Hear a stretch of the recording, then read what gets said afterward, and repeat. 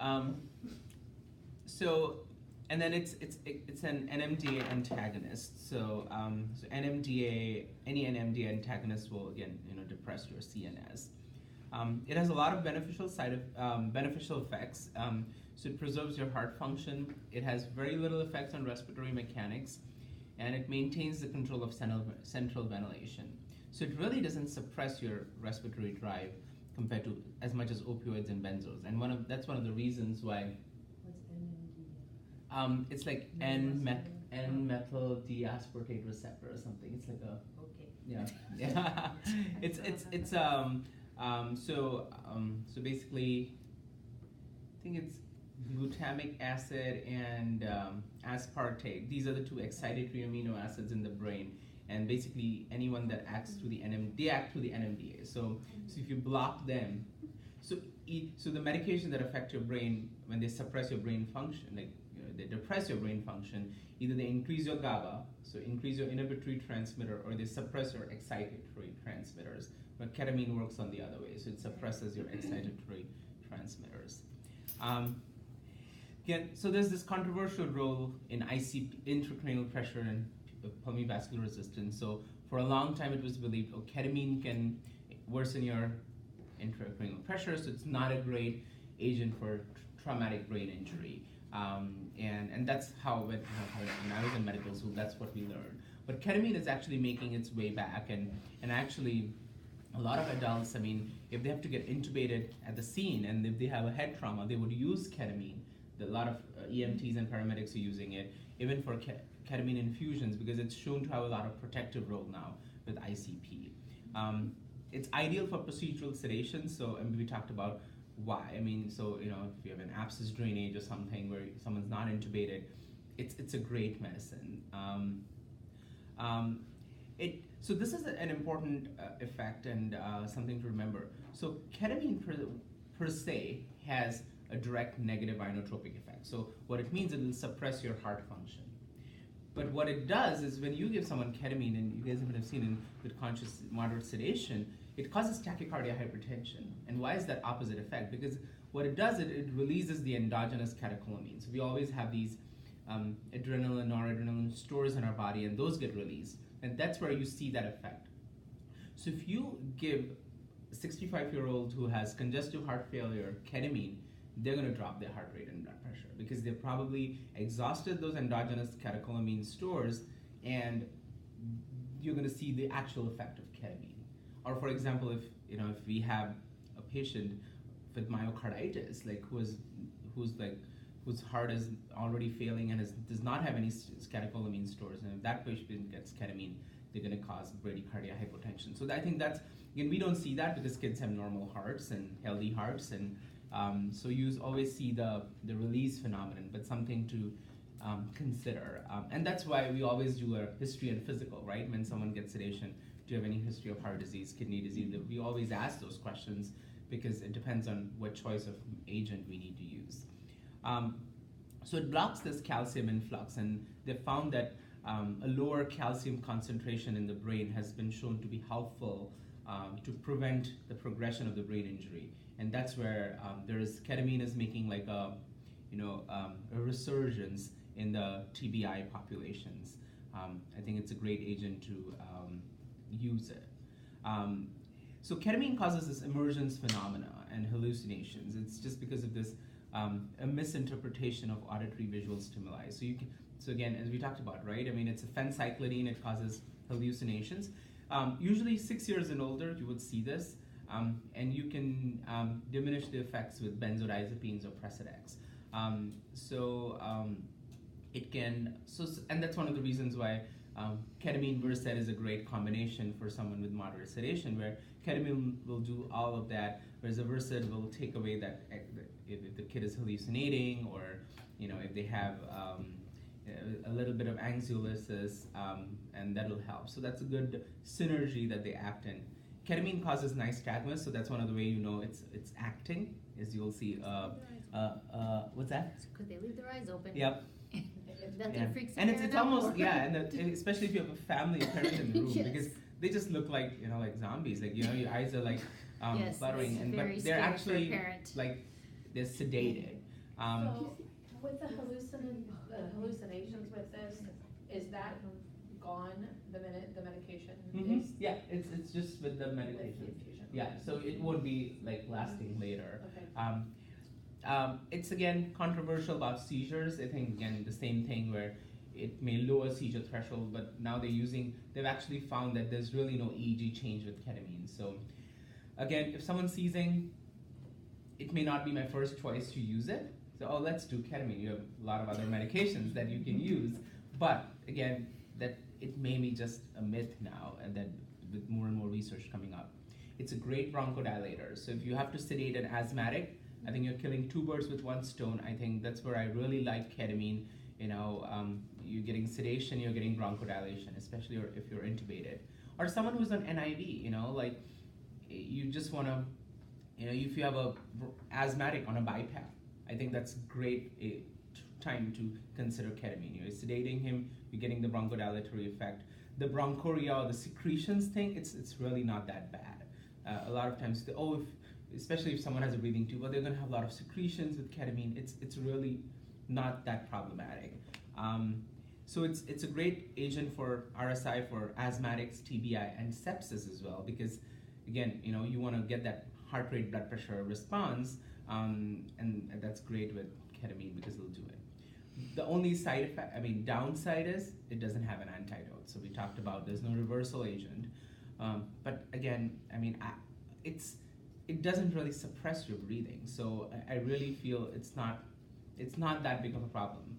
I think ketamine is like probably one of my second most favorite agent to be used in the ICU. First of course is Precedex because it's a wonder drug. But really, it's a great medicine. It can be used in multiple places, and it's really safe. The only thing is so IV dose is usually 1 milligram per kilogram. If you're giving it IM, it can go up to 3 to 5 milligram per kilogram. So the difference in dosing is important depending on what route you're using. So propofol is it's a great drug because it's almost close to general anesthesia that from any of the IV sedatives that you can get. It's the strongest anesthetic. It works through GABA. It's amazing. It's rapid onset. Recovery time is very rapid. It's very predictable. Short half-life. It's metabolized by the liver, and that's the reason it's great for these like same-day surgery procedures. You have quick in, quick out. So it decreases something called CMRO2, which is cerebral metabolic rate of oxygen, and that's one of the main parameters that we look at for anyone who has raised ICP. You want to so the oxygen demand, basically, that's what it is for the brain. It decreases that. Benzos will do that. Barbiturates will do that. And they've actually found that ketamine can do that as well. But the problem is it also lowers your mean arterial pressure. So just imagine you're trying to lower your ICP, but if you're lowering your mean arterial pressure, you're lowering, if you remember from the TBI lecture, you'll lower your cerebral perfusion pressure as well, right? Because your MAP is CPP plus ICP. So if you look, and that's one of the reasons why it's not a great agent for TBI. Of course, the reason why we can't use it for long duration, but one of the main reasons why it's not great for TBI is because it's lower. It's going to cause vasodilation, and you're not getting enough blood perfusion to the brain. It's a good agent for airway reactivity. So if you have to intubate an asthmatic, propofol is great. But again, knowing that you're going to vasodilate them and again further decrease their blood pressure. It's a very potent hypotensive. So if someone comes in hypertensive crisis and you don't have anything else, if you give them propofol, a low dose will probably chill them out. It'll drop their blood pressure as well. So it's a very potent, hypotensive. It can cause some movement disorders. Again, these are not very common, but it acts more through glycine receptor antagonism that can happen. Pain on injection site is very common with propofol. So if someone's awake and you're giving them propofol, it'll sting on going in. And a lot of anesthesiologists, especially when they're sedating someone with propofol, they'll tell the patient. If they're old enough to understand. it's lipid, so I mean you cannot miss propofol, right? I mean it's milky white solution because of the lipid content. This is really important to know how much lipids it gives, especially if someone's on TPN and intralipids and they're on propofol infusion. You're probably getting all their lipid requirement through propofol. They may not need lipid infusion. Again, this is probably a rare occurrence to happen, but something to remember. It can deplete trace elements like zinc. So phosphopropofol is the phos compound, which does not have the lipids. So it's again it's available in UK but not in US. So why I mean propofol is an amazing drug, right? I mean you saw it as it's great from a pharmacokinetic profile. So why it's not the default or the go-to ICU sedation agent is because of the scary side effect of propofol infusion syndrome. So it was initially described in 1990s, and I can send you this article if you're wishing. This I think came out in 2008 or 7 in an anesthesia journal, and I mean it had like 360 citations. I mean this was the most cited article on this. So anyone who gets, so the high risk category is less than 4 years of age, rate of more than 4 milligram per kilo per hour, and if you're using it for more than 48 hours. It causes this refractory bradycardia, and it can cause severe metabolic acidosis, your base excess more than 10. It can cause your serum to get lipemic, there's hepatomegaly. They can have heart failure, severe rhabdo, and hemodialysis may be effective, I mean if you started early. But once this sets in, this is irreversible. So even if you stop the infusion, this is going to continue and patients can die. And again, this is one of the scariest side effects, and most ICUs will have a hard stop at 24 hours where you cannot use propofol more than 24 hours. Definitely should not be used in patient who already has a metabolic issue. So if you're worried about a mitochondrial issues, or someone has Duchenne's, like a muscular dystrophy, or someone is coming for a metabolic, like you're thinking of metabolic syndrome with that patient, consider using other agents. And this is the journal that it got published. I mean the author and the reference. So propofol is a very I mean that's one of the reasons it's great for anesthesia, because they're not sedating someone for 12 hours, 24 hours. But most ICUs will almost hard stop it at 24. You reconsider. I think one of the common indications where we have started using propofol, a lot of centers actually had a black box warning, like they would not use propofol in the ICU period. For kids, yes. But I think it's making a resurgence for this clean extubation. So like for example, someone's intubated for 10 days, they're on fentanyl, benzodiazepines, and then once you're going to extubate them, they're going to have a lot of, like, you don't have that predictability when they're going to wake up. So a lot of ICUs, what they'll do is overnight, they'll switch to propofol. And since propofol is so potent, you can actually stop all the other medicines. It's short acting, so once you're ready to extubate, you stop the propofol, within 15 minutes the kid is awake, you get the tube out. So that kind of like a detox, clean extubations. And it works great. I think if you're using it for less than 12, maybe you've used it max for 18 hours, but at that point everyone's like twitchy about, oh, maybe we should reconsider some other option, or, but I think for that indication, propofol is great for that short-term sedation. But again, long-term, it's very, very tricky. Do you have a lower age threshold that you kind of go by? No, it's never like, they've said for less than 4 years, but Right. The problem is it may not always be dose dependent. It can be idiosyncratic.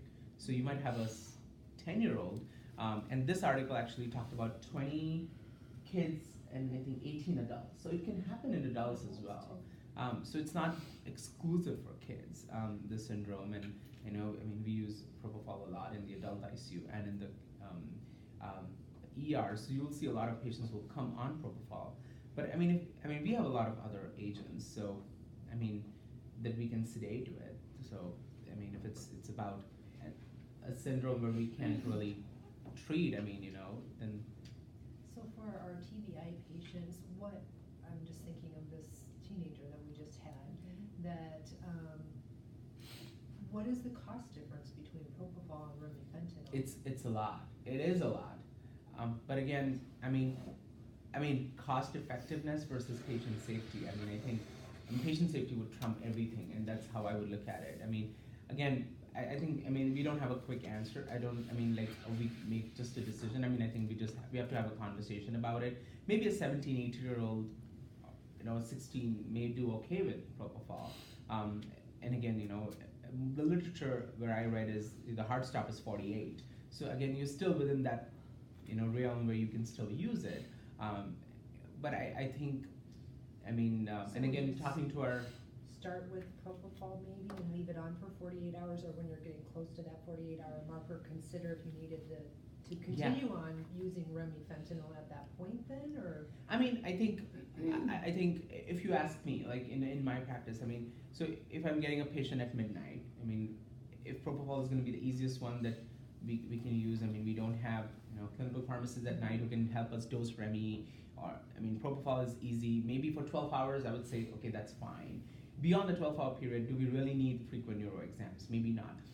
For example, if someone's, I mean, if you said this patient is going to had a craniectomy, he's going to be sedated, paralyzed, we'll reassess it after day 5, what's going to happen with the brain, that patient doesn't need propofol. Right, yeah. I mean, so I think reassessing it at that 12-hour mark, what do we still need frequent neuro exams? And I think for that short duration, yes, maybe. But then probably keeping an eye on the heart rate, keeping an eye on your temperature, keeping an eye on your blood gases. I mean, if you get any base deficit, any acidosis that you cannot explain by anything else, or if you're getting hypotensive to a point where you're needing like Norepinephrine or something, I mean, I don't think that's going to help the brain when you're dropping your blood pressure. So I think in looking at the entire picture would be helpful. And then maybe, getting information from our pediatric neurosurgeon, like when they start in the summer, is what their preference is. And I mean, working as a team, I think, coming to that.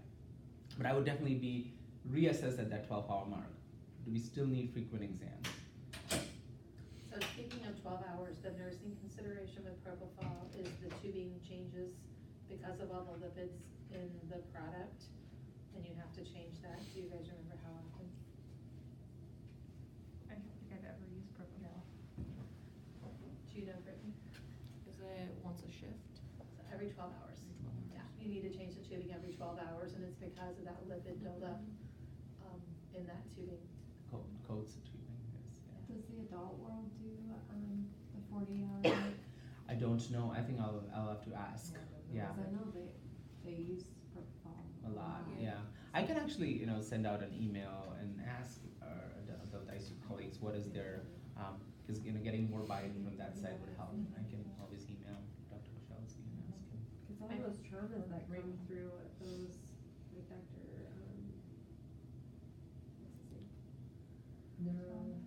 The trauma Surgeon, Thomas? Thomas. Okay. Yeah, any of the traumas that have come in, they all are started on propofol down there. Mm-hmm. Out of the So I ear. just didn't know. That's a drug of 'cause there's choice down there usually for Because I'm just more sedation. comfortable with it, Right. yeah. And I think just, and all that we need is just more education and, just more awareness about it. And as I said, I mean, like, if it's a 4-year-old, I would definitely be more cautious. I mean, if it's a 16, 17-year-old, I would have more leeway with it. But again, it can happen in adults too, so I think it's just more getting that information. But I mean, probably the 24 hours is probably a hard stop where you shouldn't use, and then 12 hours is where you reconsider. Yeah. So etomidate, it's only induction, so there's no infusion with it. Very quick acting. Again, it's great. It reduces your oxygen demand for brain cerebral blood flow, ICP. Not so much effect on the blood pressure. So it's a great agent for RSI, and that's the reason why for TBI, it's etomidate is your agent of choice for intubating them. Even for asthmatics, it can be used. It can have a dose-dependent respiratory depression. The dose is 0.3 per kilo. Again, it's great for TBI, asthmatics. It's great for sedation for synchronized cardioversion.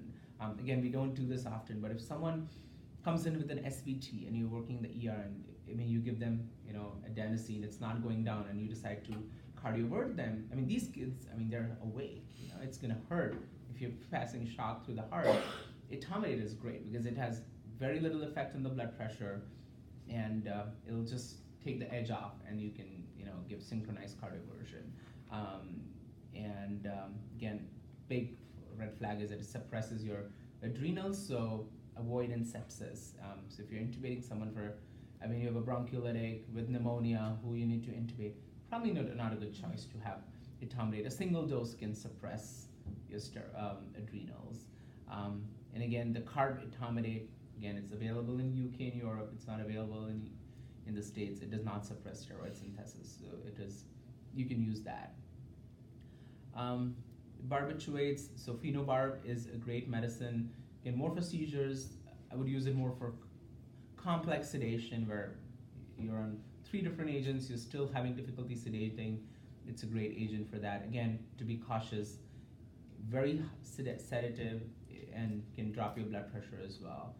Penobarb, again, it's great for the TBI population where sometimes you just want to put them in a coma. It's almost called a penobarb coma. And then third one is thiopental, and we've talked about this in the past. It's like an ultra short acting barbiturate. It's used more for your induction agent. I don't think it's available in the US anymore, as far as I know. But it's like a great RSI kind of medicine. Again, common indications you would use a refractory status epilepticus. So we talked about, you're on a Versed drip, the kid is still seizing, consider penobarb. Difficult sedation, not your first line. Again, it'll drop your oxygen demand, but it'll also cause hypotension. It causes sometimes paradoxical reactions, and those are usually, you can treat them with caffeine. Coming to Precedex, so again, we all have seen Precedex being used. So it's a presynaptic, it's an alpha-2 agonist. It acts on the receptors in the brain, and it activates this pertussis type toxin in the body, and it has an inhibitory feedback. The part of the brain that it acts is called locus coeruleus, which is in the midbrain. It's sedative, it's anxiolytic. It also acts on substance P in the spinal cord, can cause some analgesia, though the effect is very weak. And it'll decrease your sympathetic system. So it's like an IV clonidine. That's how I explain it to the parents. It causes, the sedation with Precedex is like a non-REM sleep. And this is a thing, and we'll talk more about this in the coming months and years. ICU delirium is a big topic of discussion now. And one of the reasons why kids have delirium in the ICU, which is different from withdrawal, is they do not get enough non-REM sleep. So if you remember from our sleep physiology, we spend 2/3 of our time in non-REM, and then your REM sleep is when you get the nightmares and the rapid eye movement sleep. So non-REM sleep is really important to prevent the delirium. And usually, we do the sun therapy where you make sure your lights are out during the daytime, turn them off at 10 p.m., up at 8 a.m. or whatever, mimic their night schedule to prevent delirium. There are very few drugs that can help with pharmacologic therapy to combat delirium, but Precedex is shown to be helpful. A lot of ICUs, I think there was one, I don't think it was at UC Davis or something, one of my colleagues was telling me, they will just start Precedex at 10 p.m., stop it at 8 o'clock in the morning. We just did that for a patient in 34 that transferred out to peds. Oh, okay. The person who I'm talking about. She's Oh, in okay. 27. Yeah. Oh, okay, interesting. Yeah, a lot of Burton did that to get her back on her day-night. Oh, okay. Oh, that's interesting. I didn't know that. Yeah, but yeah, that's a lot of places are doing that. So because it's great, it prevents this delirium, and it resets your sleep clock. Again, so this is interesting. So currently, FDA has approved Precedex use only for 24 hours in the ICU. So all that we use is off-label, but again, that's a lot of stuff. It's ideal for non-invasive ventilation, so someone on high flow, BiPAP, the RAM, cannula, NIV if they need it. Procedural sedation, so MRI. A lot of our hospitalists will sedate with nasal Precedex. Less use of benzo and opioid infusions. So it's not a strong sedative by itself. It's a good adjunct. So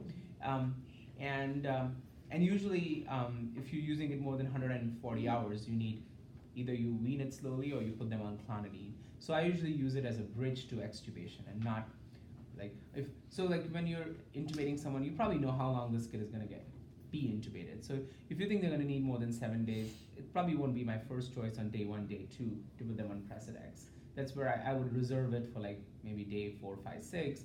Then you can actually extubate on Precedex as well because it doesn't suppress your breathing.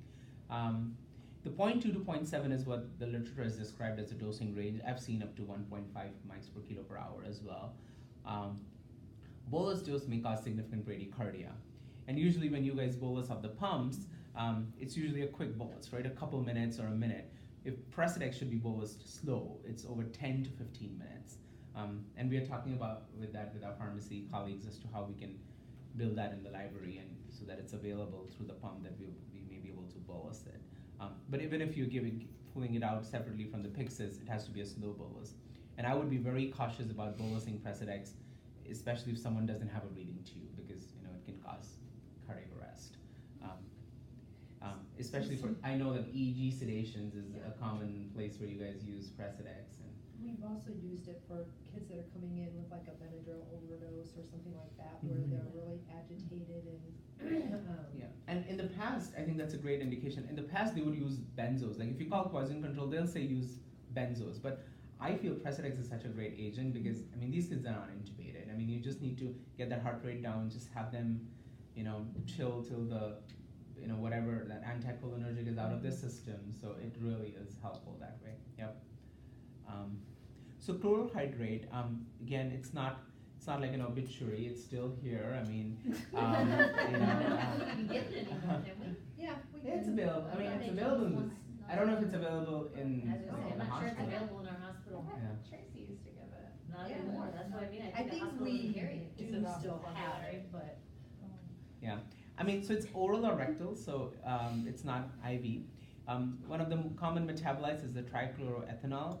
It's great for procedural sedation. So it was great for EEGs because if you give them Ativan, you're suppressing your activity, right? They're not going to seize if they got a benzo. So it's great where they can still see if the brain is firing for but it's not going to cause them to be awake. So I think it was a great medicine for that.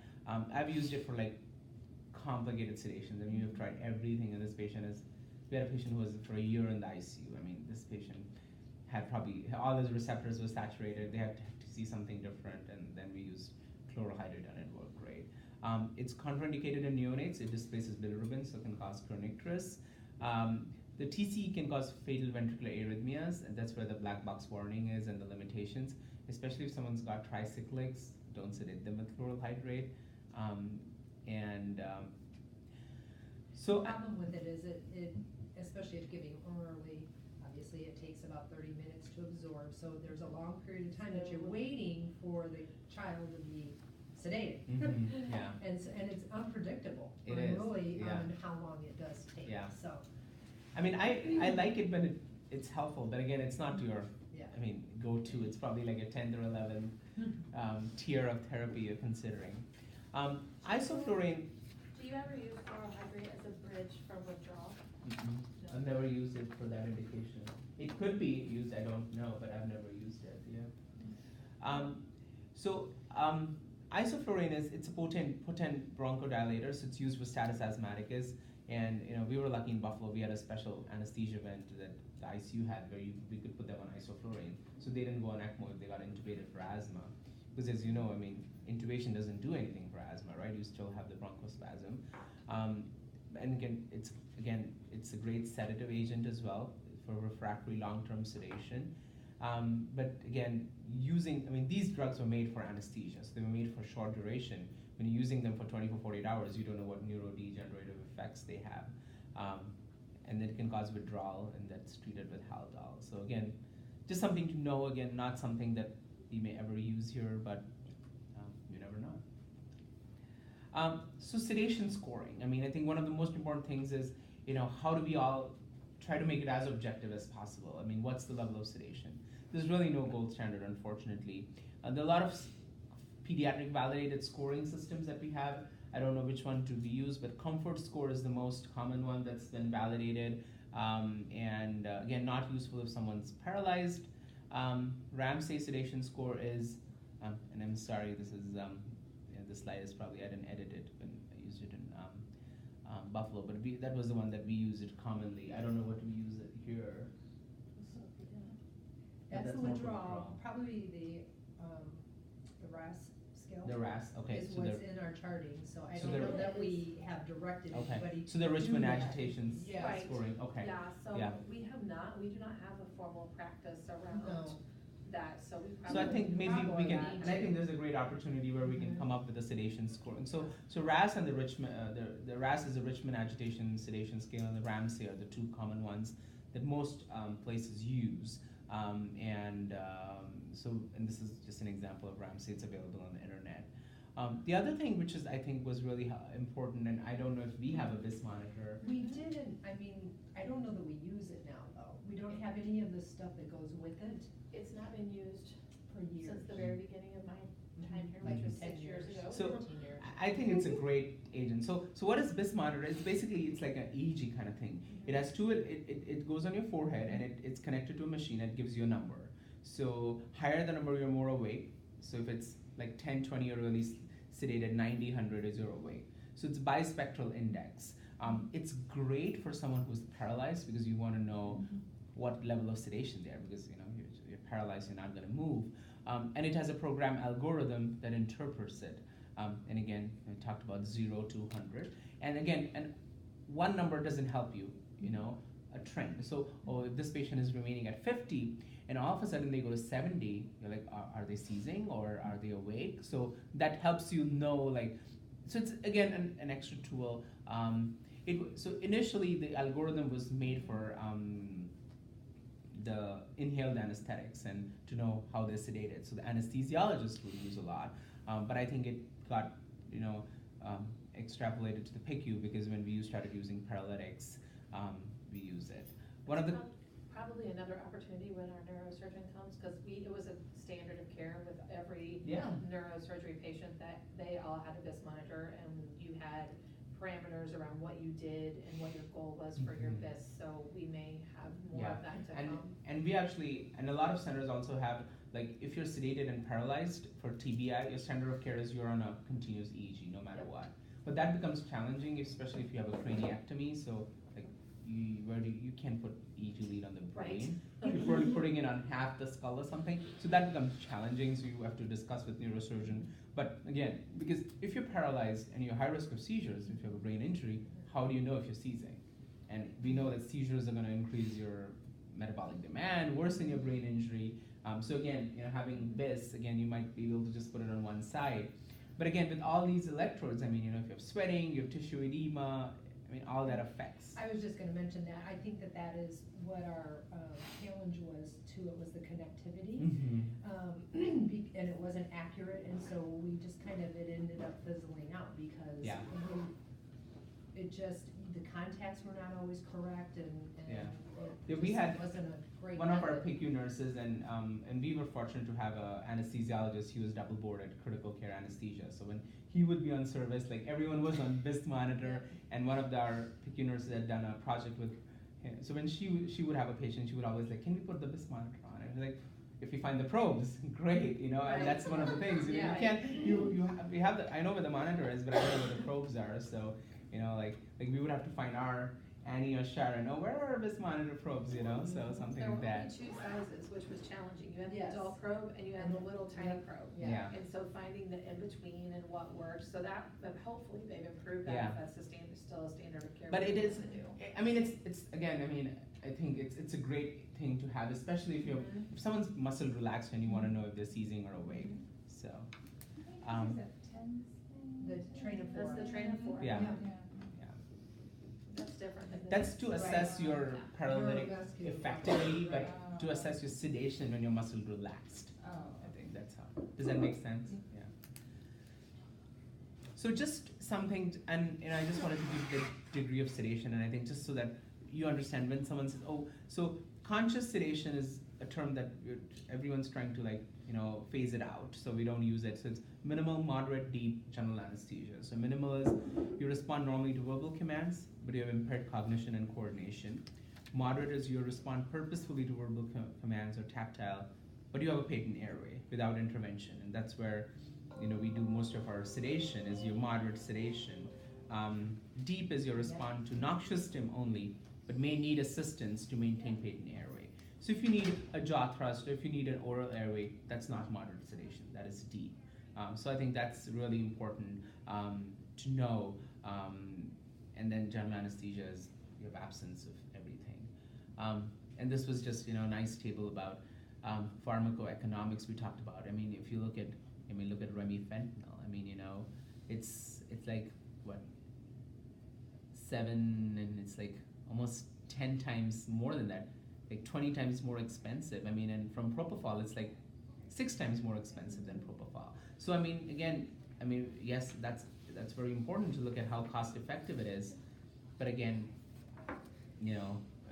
patient safety. So one of the questions that I think most of the times a lot of comes from nurses is, sedation be protocolized in the PICU? I mean, so we have, we know when to go up on the dose, when to go down on the dose. This is what we need to do.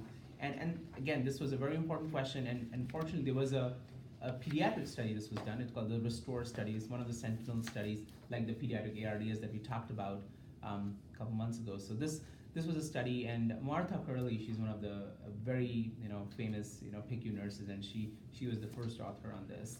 I think she's at Boston or CHOP. I don't know where she is, but she's a very well-known personality. And she was the first author on this. This was protocolized sedation versus usual care in pediatric mechanically ventilated patients. And this was an RCT, so as you guys know, that's the highest level of evidence you can get from a randomized controlled trial. But the objective was to determine whether critically ill kids managed with nursing implemented goal-directed protocol would experience fewer days on ventilation than patients who receive usual care. So if you had a goal-directed protocol, could you get them extubated sooner? Well, that was the objective, to see if that would be possible. So they looked at 31 PICUs across the country, and they had almost 2,500 patients. There was a huge N. The median age was 5 years. And mechanically ventilated patients. This was from 2009 to 2013, and they followed 72 hours after opioids were discontinued, and then at the 28th day, and then hospital discharge. So those were the other time frames when they looked at. So for the outcomes, the primary outcome that they looked at was mechanical ventilation. So we talked about that. That was the main thing that they were looking between the two groups. The secondary outcomes were, again, recovery from acute respiratory failure, duration of weaning from ventilator, PICU length of stay, hospital length of stay, in-hospital mortality, sedation-related adverse events, sedation exposure, including how many times they were wakeful, pain, agitation, and withdrawal, if it was more common in one group or the other. And withdrawal is a separate topic, so we'll talk about that later. I don't have that in today's discussion. And they found that there was really no difference. I mean, the kids who got a goal-directed protocol had same days on the breathing machine compared to who did not. 6.5, I mean, as you can see for both. No difference in any of the secondary outcomes.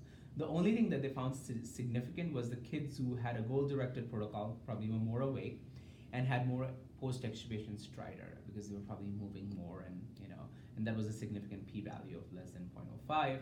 And they had less stage 2 pressure ulcers and fewer stage 2 plus immobility-related pressure ulcers. So those are the only 2 things that they found significant. And I think their conclusions were that it did not reduce the duration of mechanical ventilation. And I think what they looked at outcome analysis, and they found there's a complex relation between wakefulness, pain, and agitation. And especially with kids, because delirium plays such a strong role, it's hard to dissect that out from just being more awake, or are you awake and delirious? It's hard. I mean, with adults, when you can communicate, it's easy, but with kids, it's still challenging. So at this point, we really don't have the good answer for that. I'm just going to quickly go through neuromuscular blockade. I don't think there's going to be a lot. Like, we'll just talk about the common agents. So anything that acts at the neuromuscular junction is, that relates to, it's structurally related to the acetylcholine, and it acts at the motor end plate. And there are 2 classes, depolarizing and non-depolarizing agents. And this is a good diagram. So if you look at this the neuromuscular junction, and that's the end plate. And So the depolarizing is only one, the agent in that category, and that's succinylcholine. All the other agents come under the non-depolarizing or the competitive inhibition.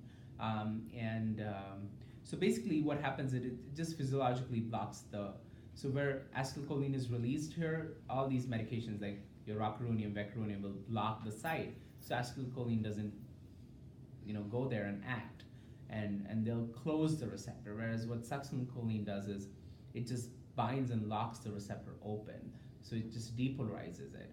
So it acts like acetylcholine, but it doesn't. That's how they act. And so that's the depolarizing one. And so succinylcholine is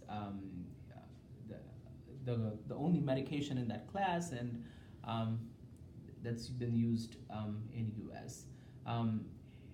So right now, the indications say only restricted to emergent tracheal intubation. The dose is usually 1 milligram per kilogram, and it's very short acting, seconds. So someone where you're not able to ventilate, intubate right away, it goes off again and you can try the next time. So I think that's great. And unfortunately, the side effects of succinylcholine are more than its clinical effects. And as you can see, everything bad that can happen with it. So hyperkalemia, and you should never use it for, it says for glaucoma, for open globe injury. It says use with caution for patients with head injury because it causes raised ICP. And I was really surprised that Cincinnati Children's, etomidate and sucks is their go-to even for intubation. And I think it's open for more conversations, and as more literature comes out. Someone with full stomach, there's high risk of aspiration. It increases your intragastric pressure. So again, when you're using for RSI, someone comes in with a full tummy, not really sure if it's a great agent. So it's debatable. Where I came from, anesthesia was the only place, OR, where succinylcholine was used. We just never used it. But again, being a part of adult institution, I think we just have to explore more options with that.